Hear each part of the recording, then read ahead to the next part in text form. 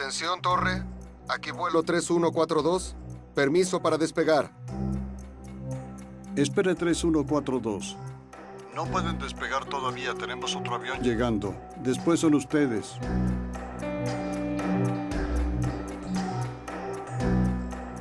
Despegamos 1-2? Despegamos. Terça-feira, 31 de agosto de 1999. O voo 3142 da Companhia Argentina Lapa, com 95 passageiros e 5 tripulantes, se prepara para decolar do Aeroparque, em Buenos Aires, rumo à cidade de Córdoba.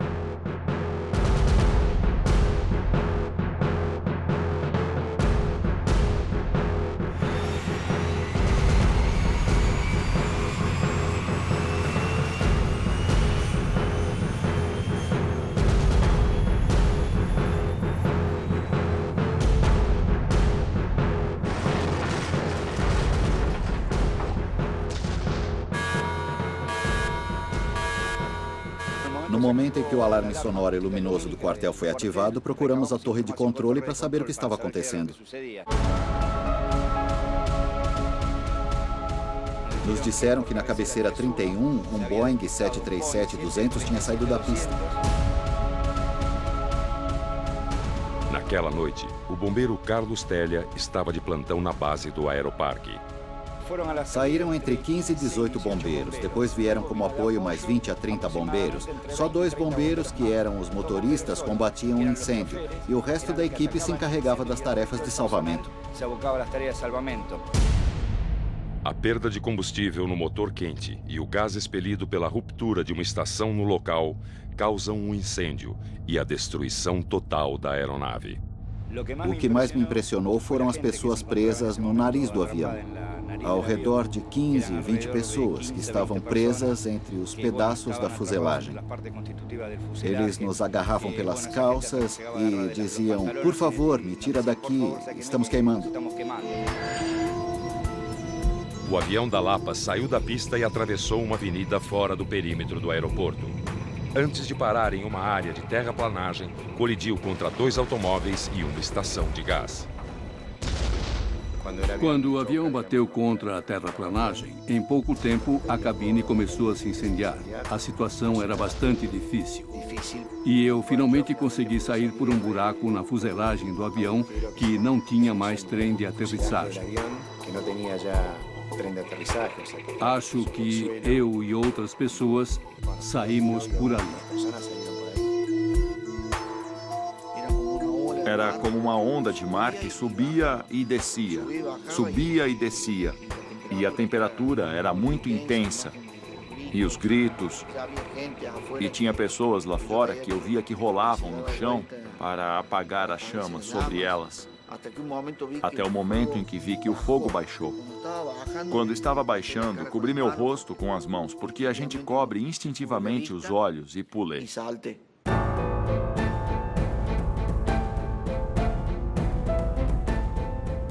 A maioria das pessoas a bordo do voo 3142 não tem a mesma sorte de Oscar e Rafael. Mas ainda era impossível saber quantos morreram no acidente.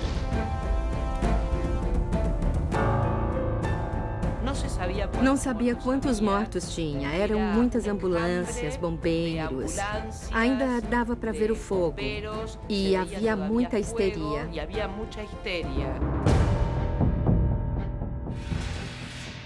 Milhares de pessoas acompanham as notícias pelos telejornais e alguns se dão conta de que a tragédia também os tinha atingido.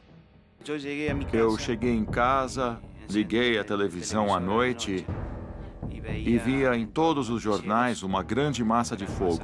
Parecia que tinha ocorrido uma grande tragédia aérea. Já há alguns anticipos acerca de lo que podem haber sido as causas deste acidente. Uma falha técnica. A minha irmã me telefonou e avisou que achava que nosso pai estava naquele voo. E então o nosso desespero foi tentar ligar para o celular dele. E foi assim durante toda a noite, tentando me comunicar com ele depois do que vimos na televisão. Durante toda a noite, tentando saber se ele estava vivo ou não. Vi a notícia pela TV. Quando vi a magnitude do acidente, do incêndio, imediatamente desci, tomei um táxi e tentei chegar ao aeroparque. O coronel Néstor Pelissa foi designado pela GEAC, a Junta de Investigações de Acidentes da Aviação Civil, para comandar a investigação. Ao chegar no local do acidente, já encontra outros membros da junta. E já tinha, nesse momento, 8 pessoas da junta. A junta de acidentes tem um plano de acionamento. Mas antes que executasse esse plano, como o acidente aconteceu no aeroparque, as equipes de televisão chegaram bem rápido. Muitos já estavam sabendo, e por isso chegamos lá antes de sermos chamados pela junta.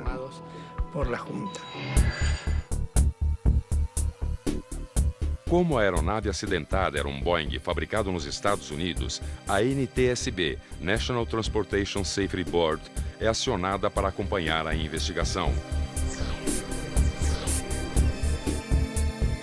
Assim que fomos avisados, rapidamente juntamos uma equipe de especialistas em engenharia e operações e viajamos na manhã seguinte à Argentina para unirmos a junta de investigações que cuidava do acidente.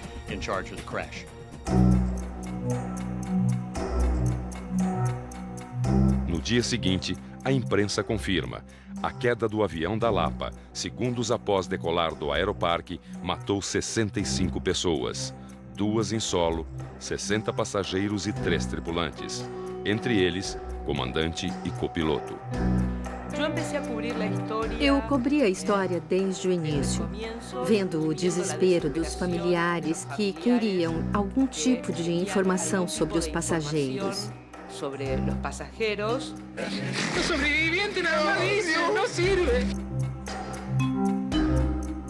Paradoxalmente, ficamos sabendo pelas listas que circulavam, eram diferentes listas. E depois fizeram uma lista das pessoas desaparecidas para dar a entender que essas eram as pessoas que tinham falecido e que eles não tinham mais indícios. Nosso pai faleceu quando vinha naquele voo. Ele tinha que viajar pela manhã e voltava à noite por causa do trabalho. Ele era advogado. Concluído o trabalho de resgate, os investigadores da GEAC começam a buscar pistas para esclarecer o acidente. Tivemos que esperar diminuir a temperatura de tudo que estava incendiado. Então, praticamente, só na madrugada do dia seguinte, nossos investigadores começaram a remover os restos.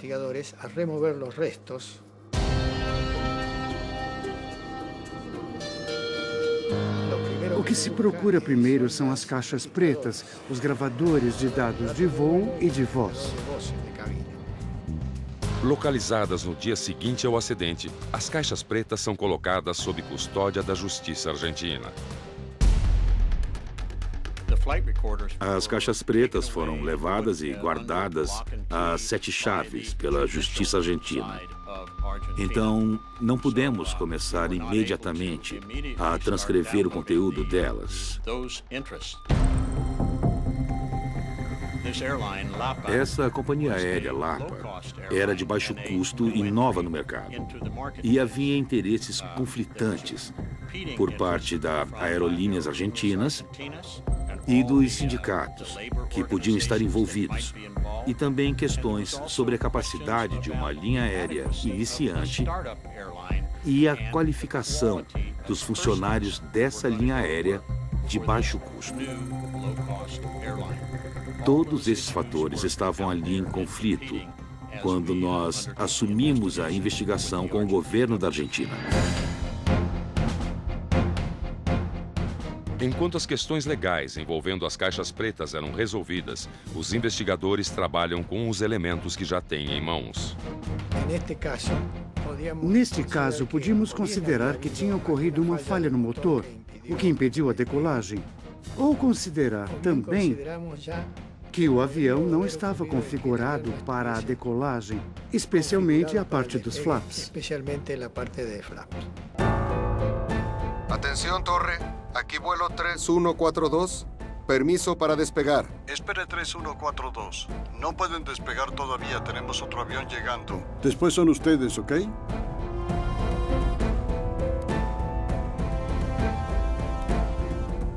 ¿Despegamos 1-2? Despegamos.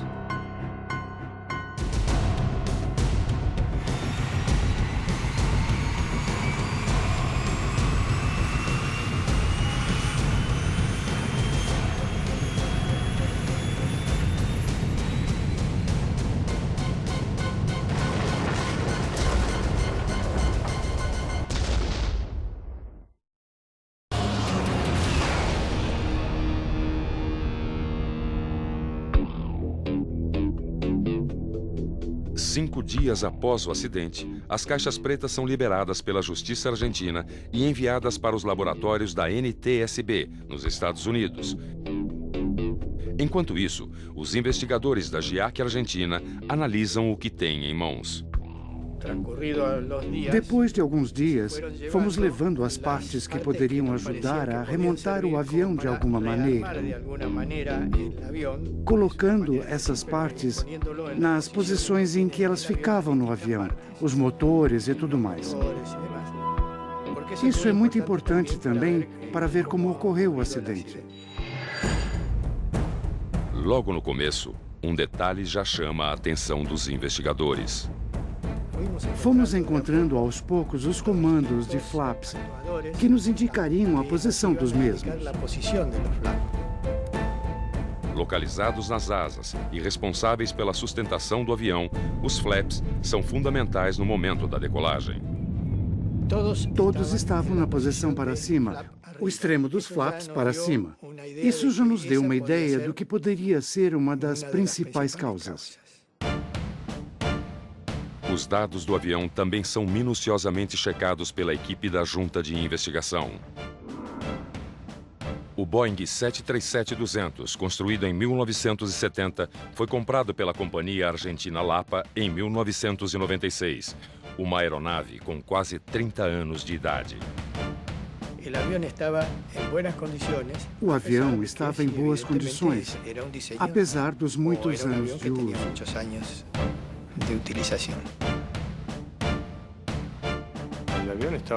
O avião estava em boas condições e tinha vindo de uma inspeção no Brasil, uma inspeção Delta grande, e realmente não tinha problemas técnicos de manutenção. O piloto Alejandro Camelo faz parte do Comitê de Investigação de Acidentes da Associação de Pilotos de Linhas Aéreas da Argentina. Ele participou de uma investigação extraoficial, paralela à da GIAC. Sempre que acontecia um acidente de linha aérea, regular ou não regular, e havia interesse em acompanhar o caso, esse comitê fazia uma investigação paralela à da Junta de Investigação de Acidentes. Além das duas investigações paralelas, o acidente do Lapa traz ainda outro elemento intrigante: relatórios feitos por um ex-piloto da empresa. Minha primeira carta de advertência é de 96. Foi quando eu parei um avião que tinha 2 horizontes artificiais inoperantes. Escrevi que a consequência, não só previsível, mas inevitável, seria um acidente protagonizado por um avião da Lapa.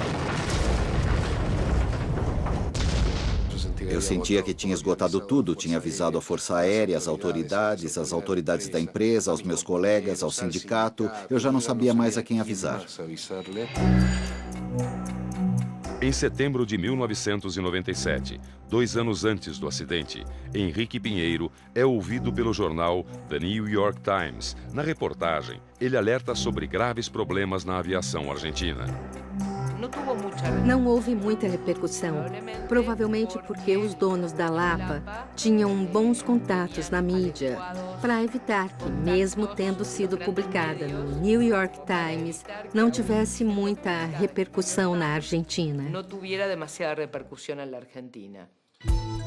3 meses antes do acidente, Henrique Pinheiro deixa a empresa Lapa e formaliza numa carta de demissão todas as denúncias. Os principais pontos foram a indicação de 215 alertas que eu tinha levantado em 3 meses. classifiquei as respostas. Nenhuma, exceto uma, foi reparada. É como levar um carro ao mecânico com 215 coisas para resolver e ele responde verificado. Falei das 3 vezes que abortaram a decolagem em 15 dias. Não pode ocorrer 3 casos desses em 15 dias em uma companhia que tem 2 aviões turbohélices. Algo está mal.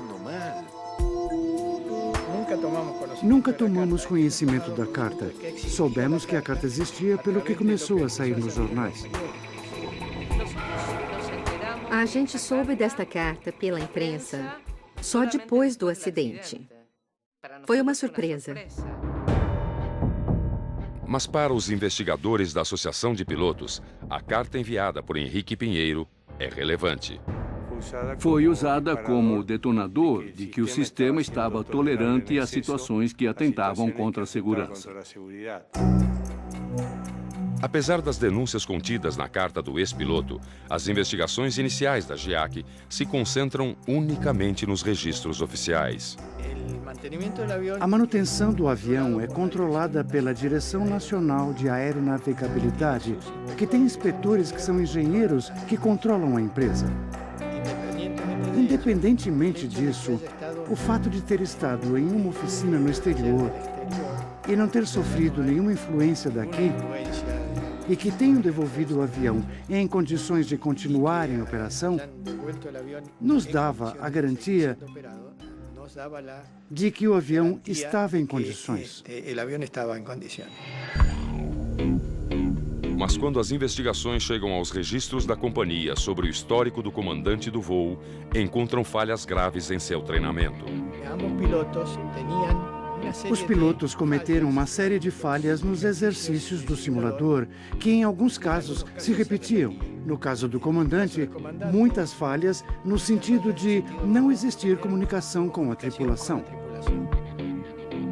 Mas o liberaram para voar. E era a história de uma morte anunciada. Era só esperar pela oportunidade e ela, lamentavelmente, aconteceu.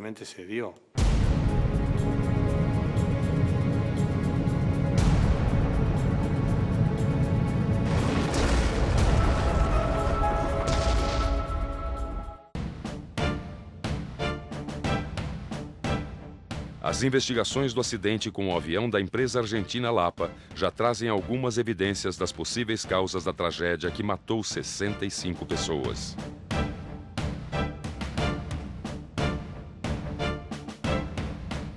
Os registros da companhia indicam que o comandante Weigel havia sido reprovado em vários testes no simulador.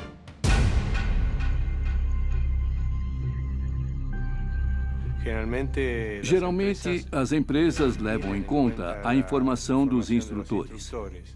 Essa informação existia. Mas qual é a razão para que o gerente de operações e o chefe da linha tolerem essa situação? Teríamos que analisar mais profundamente o porquê.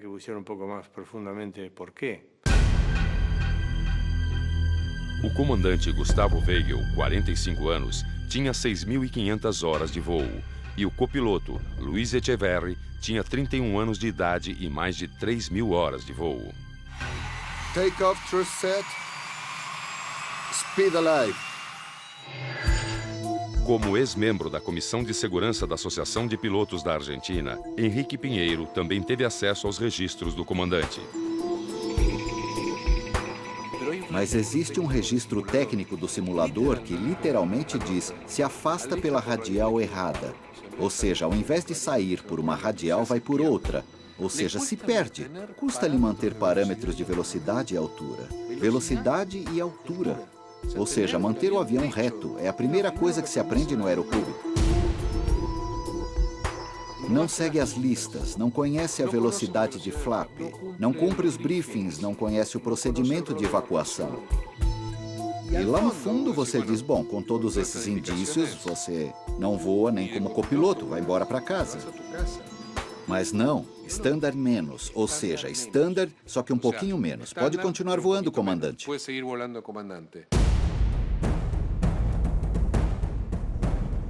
Mas para os investigadores da GIAC, os instrutores que avaliavam o comandante podem ter sido influenciados por sua personalidade.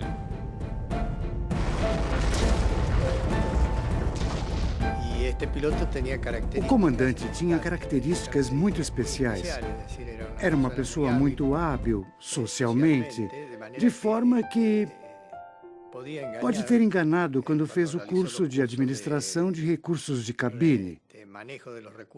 Saiu parabenizado. Era um dos principais porque fazia muito bem as coisas.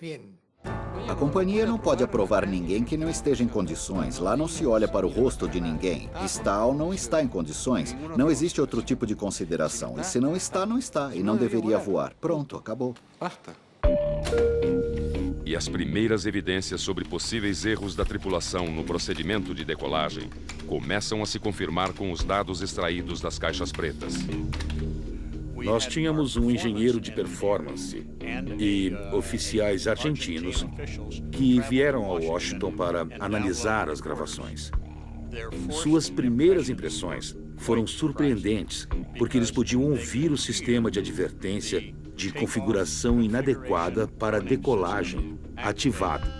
E era possível ouvir uma conversa entre a tripulação que não indicava que eles entendessem o alarme e tomassem medidas para abortar o voo. Não sei o que é o que passa, viejo, pero está todo bem. Além do sinal de alerta para abortar a decolagem, que parece ter sido ignorado pela tripulação, um outro dado chama a atenção. Também tínhamos indicações das caixas pretas de que os flaps estavam na posição para cima. Eles nunca foram posicionados na posição de decolagem. Então, imediatamente soubemos pelas caixas pretas o que aconteceu, já que a decolagem não tinha sido feita com a configuração padrão. As informações sobre a posição dos flaps encontradas nas caixas pretas do Boeing reforçam o que as equipes de campo já suspeitavam. Nós ficamos particularmente interessados nessa aeronave, porque descobrimos que os flaps estavam retraídos.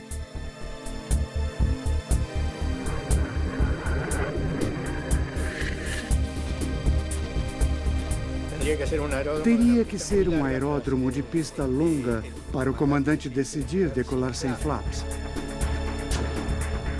Mas mesmo assim, normalmente se usam flaps. Tanto é assim que na lista de controle de procedimentos está indicado flaps. E isso porque, de alguma forma, eles têm que ser acionados para poder ter mais sustentação na decolagem.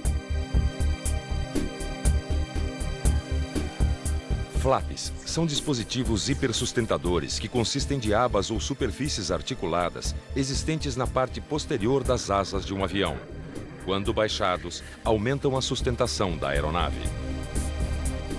Quanto menos flaps você coloca, mais pista você precisa e mais gradiente de subida você tem. Se você estiver em uma montanha, coloca flap 1.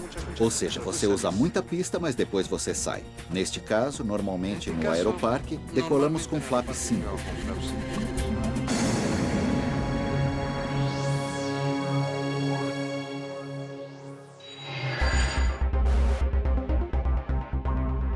O conteúdo do gravador de voz revela sérios problemas de comportamento da tripulação dentro da cabine. Inicialmente, tínhamos as fitas que a Junta de Investigações de Acidentes entregou. Mas conseguimos uma fita original e fizemos depois um trabalho muito mais técnico, com técnicos da Sony aqui na Argentina, onde apareceu um monte de expressões que no original se ignoravam. E isso, sem dúvida, ajudou a conhecer o cenário que ocorria no momento do acidente.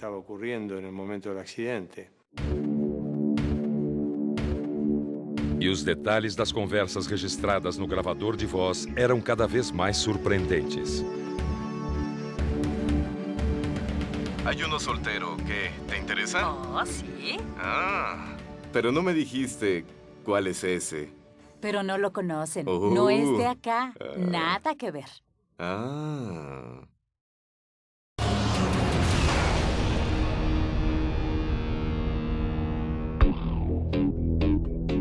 Ao escutar o gravador de voz do Lapa 3142, os investigadores descobrem que durante os procedimentos que antecederam a decolagem, o clima na cabine era de total descontração. Buenas noches. Hola. ¿Qué tal? Buenas noches. ¿Hay un soltero que te interesa? Ah, sí.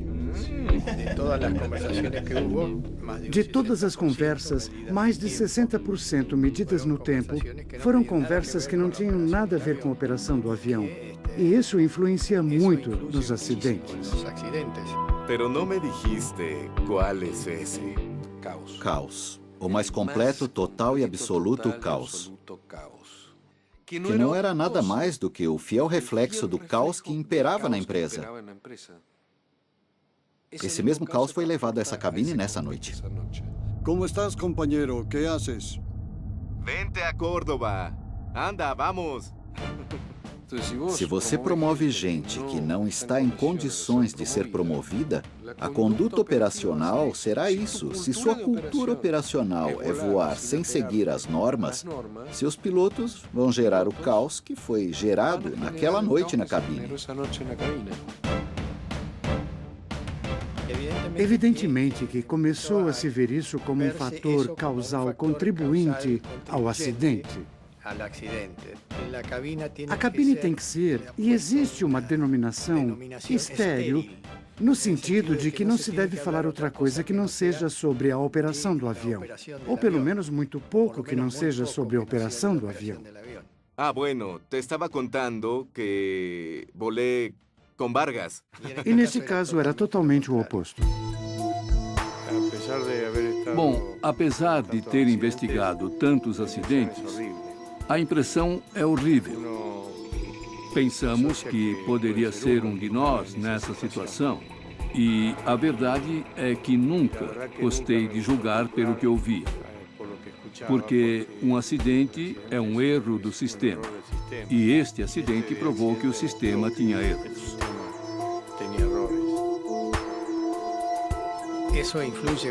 Isso influencia muito nos acidentes. Sempre houve acidentes em que o desvio de atenção do piloto para outras coisas que não seja a operação estrita do avião acaba provocando erros, como nesse caso. Não realizaram as listas de controle de procedimento e pularam as partes em que tinham de controlar a configuração dos flaps na posição adequada para fazer a decolagem.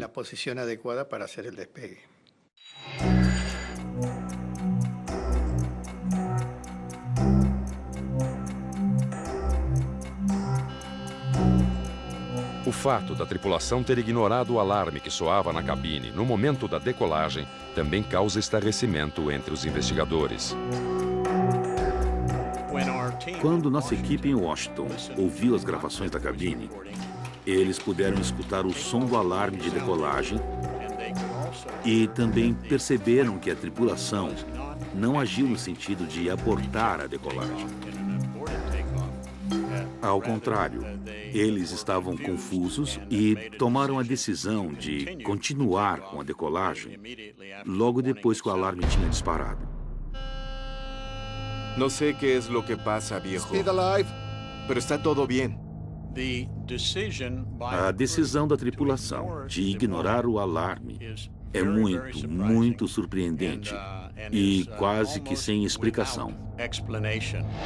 B1. Rotate.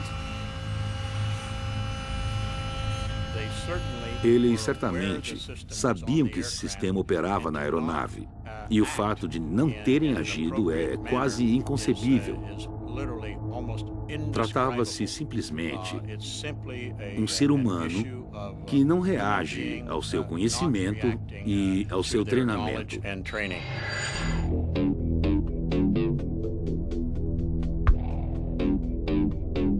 Com a investigação chegando ao final, a GIAC e a Associação de Pilotos da Argentina divergem quanto às causas do acidente. Neste caso, a causa principal do acidente foi que não acionaram os flaps na posição correta para realizar a decolagem. Além disso, está a falta de disciplina dos pilotos por não pararem a decolagem e de não terem percebido o alarme de configuração. E continuar a decolagem até o ponto de perder o controle e não poder parar o avião dentro da pista. Não sei o que é o que passa. 80 knots. Pero está todo bem. Estão simplificando a verdade. O piloto é o único responsável pelo que ocorre. A investigação da Força Aérea concentrou-se exclusivamente nos erros do piloto, e isto é equivocado, porque um erro, mesmo que possa ser atribuído ao piloto, neste caso, não foi a única causa do acidente. Dizer que foi só um erro do piloto é como olhar para uma cena e não ver o filme todo.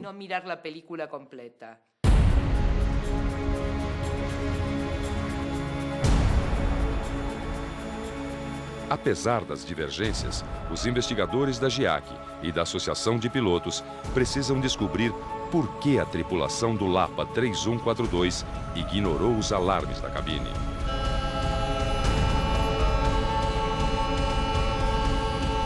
No sé qué es lo que pasa,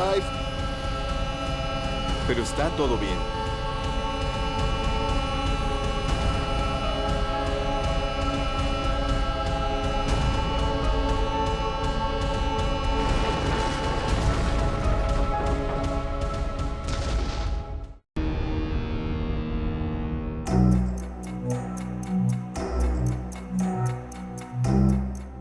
Durante quase 9 meses, os investigadores da Junta Argentina e da Associação de Pilotos do país trabalharam separadamente para esclarecer as causas do acidente do voo 3142 da Lapa. Para a GIAC, a conduta inapropriada da tripulação é a principal causa. Mas ainda não está claro por que os pilotos ignoraram o alarme de cabine e não abortaram a decolagem. No sé qué es lo que pasa, viejo. Speed alive. 80 knots. Pero está todo bien. Rotate. O piloto, durante a decolagem, disse várias vezes: não sei o que está acontecendo, mas está tudo bem. Ou seja, parecia que não relacionava o alarme, que evidentemente conseguia ouvir, com alguma falha do avião ou da preparação do avião para a decolagem.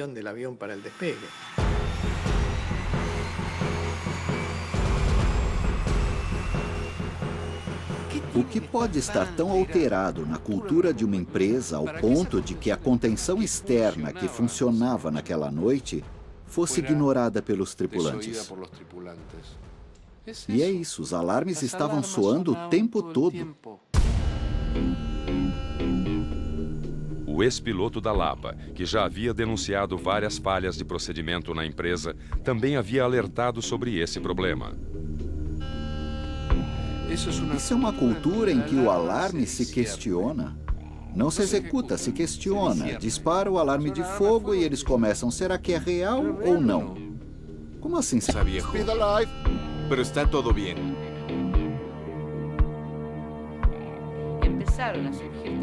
Começaram a surgir testemunhos sobre a tremenda negligência da companhia quando lidava com a área de segurança.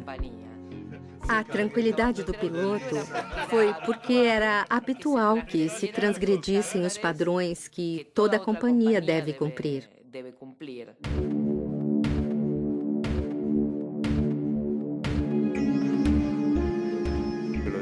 Dissemos isso no informe, que se o comandante estivesse vivo, certamente seria processado. E a gente não teria feito nada para mudar sua situação junto à justiça. O que lamentamos é que se simplifique o acidente da Lapa na tripulação. Há muitos elementos para julgar para saber se há outros responsáveis que poderiam ter evitado o acidente e não o fizeram. O relatório final da GIAC aponta os fatores que contribuíram para o acidente. Falta de disciplina dos tripulantes, excesso de conversas alheias ao voo, o não reconhecimento do alarme sonoro indicando que os flaps não estavam baixados. Ou seja, segundo a Comissão de Investigação Oficial, a GIAC, houve falha humana. O erro, digamos, do piloto foi classificado como indisciplina, mas isso foi influenciado por outros fatores. É indisciplina no sentido em que você tem um alarme no momento de decolar, e o lógico seria deter a decolagem e ver o que ocorre, saber por que o alarme disparou. V1. Rotate.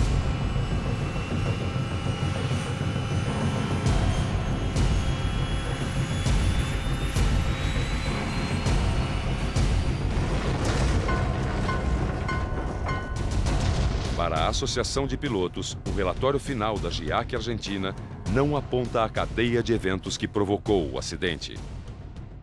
Basicamente, eles não analisam nada além do que aconteceu e terminam sua investigação na tripulação.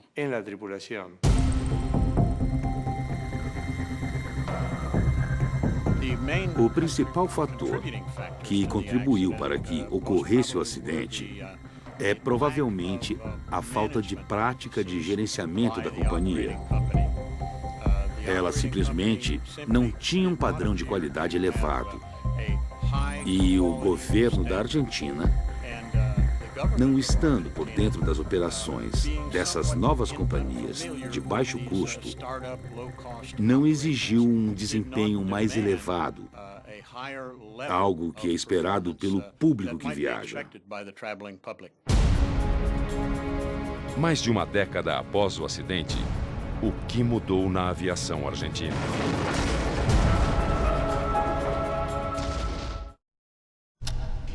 Transferimos o detento do corredor da... Em 2003, 4 anos após o acidente que matou 65 pessoas, a empresa argentina Lapa pediu falência e fechou as portas. Em 2007, o controle da aviação civil saiu das mãos dos militares e passou para a ANAC, um órgão subordinado ao Ministério da Infraestrutura. Mudanças como esta tornaram a aviação civil na Argentina mais segura? Muito pouco. Existe uma esperança, já que houve uma mudança. O controle da aviação civil foi dado a uma administração civil. Então, é mais fácil exigir uma mudança ou cobrar um erro de um político do que de uma corporação militar. E acho que vai ser muito mais produtivo o diálogo, já que, de alguma maneira, essas inquietações poderão ser ouvidas. Não sei se serão levadas em conta, mas pelo menos serão ouvidas. De forma geral, a aviação em todo o mundo está cada vez mais segura, porque os elementos são melhores, os aviões são melhores. Tudo vai melhorando e então a segurança aumenta. Estamos iguais a antes do acidente. Nas mãos de incompetentes, corruptos, um sistema que não tem melhorado, não tem feito nenhuma mudança. E a triste verdade é que não aprendemos.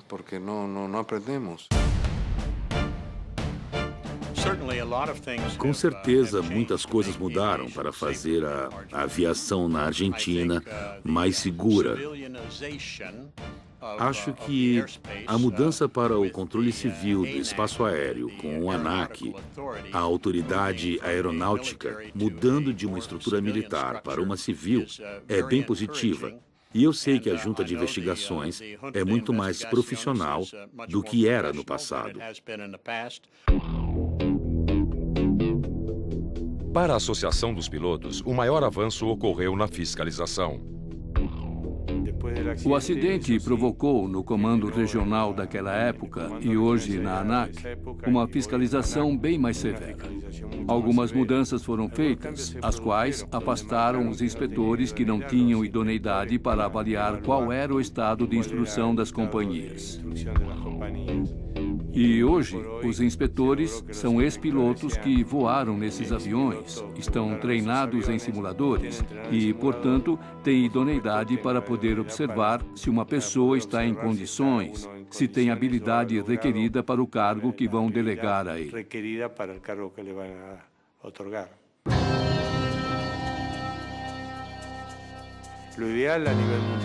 Em termos mundiais, o ideal é que a Junta de Investigações de Acidentes, como ocorre em outros países, dê lugar às associações que representam as vítimas.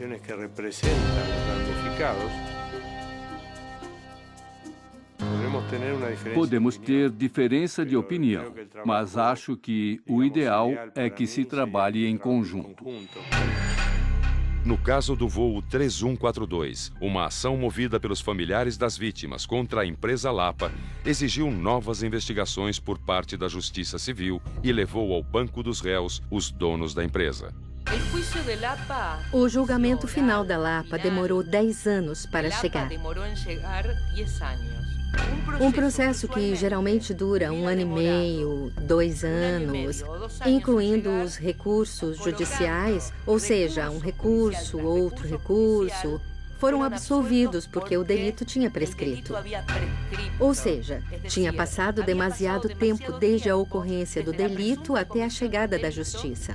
Justiça que finalmente não chegou porque foram declarados inocentes e estão em suas casas. E tem mais de 60 mortos na Argentina e supostamente ninguém foi responsável por isso.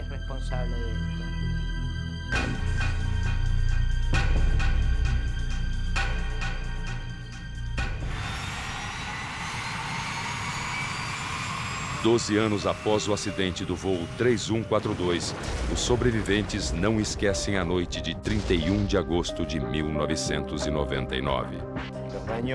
Os danos que tive foram queimaduras em quase 40% do meu corpo. Podemos dizer que tive uma longa estadia no hospital. Estive mais de 3 meses no hospital e depois muitos meses de recuperação.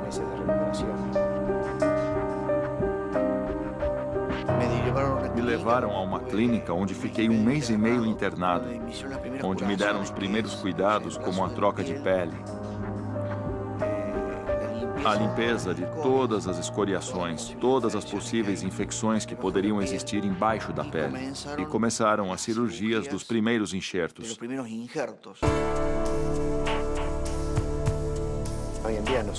Hoje em dia, subir em um avião é muito complicado.